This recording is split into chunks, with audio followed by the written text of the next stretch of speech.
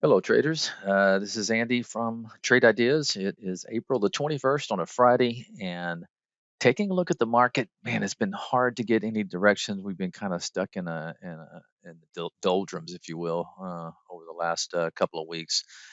Pulled back yesterday, trying to hold this 10-period moving average. We barely held on to it yesterday. The Q's kind of the same thing with the 20-period moving average. So hanging on by a fingernail at the edge of the cliff right now, but still holding up. So a little bit of a gap down this morning, but nothing. Actually, we're about flat. But let's take a look at some opportunity for some swing trades today. I love the way Amazon is holding up.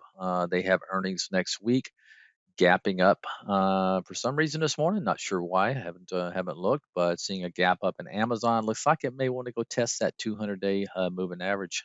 Just about another, oh gosh, a buck above that. So keep an eye on that one.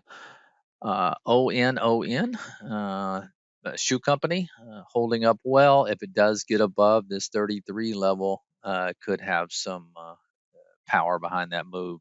I'll keep an eye on that one. Uh, BBIO, I know this has been strong on Michael's relative strength list. Keep watch an eye for this 2-day high right here. You do have that trend. You can see a kind of a wedge that's being built up in that one. So keep an eye. I think if it gets above this 2-day high, it might at least tack the top of this range here.